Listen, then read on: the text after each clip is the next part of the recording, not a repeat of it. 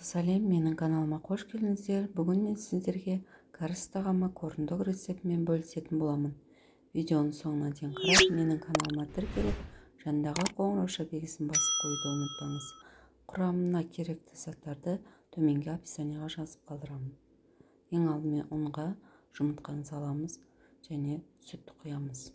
Жақсылап венчиктің көмегімен біркелкі маса болғанға дейін араластырып аламыз. Татымына қарай тұз және қопсқыш салып араластырамыз. Егер де массаңыз қатты сұйық болса, азғанда ұн салып тағы араластырып жіберсеңіздер болады. Енді шұжықтарымызды алып дайындайтын боламыз. Барлығын осы видеодағыдай жасаймыз. Мен жарты бөлігіне сырды қолдандым. Сырдың созымалы түрін алсаңыздар, сулугуни болмаса моцарелланы қолдансаңыздар, өте дәмді созымалы болып шығады. Видеодағыдай осындай ағаш спашкілерге қатап жасайтын боламыз. Жасалу жолы өте оңай, осылайынан жасап көреміз. Енді жасауға кірісеміз. Осы стакандағы қамырымызға салып, нан ұнтақтарына аударып отырып пісіретін боламыз.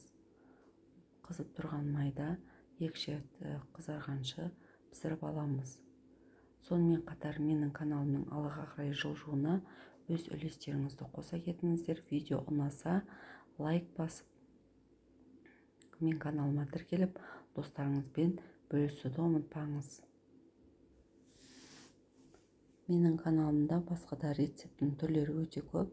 Алдыңғы уақытта тағы да дәмді рецептермен әлі бөлісетін боламын. Осылайынан видеодағыдай қызып тұрған майда пісіріп аламыз. Балаларыңызға жасап берсеңіздер, өте дәмді әрі балаларға ұнайды.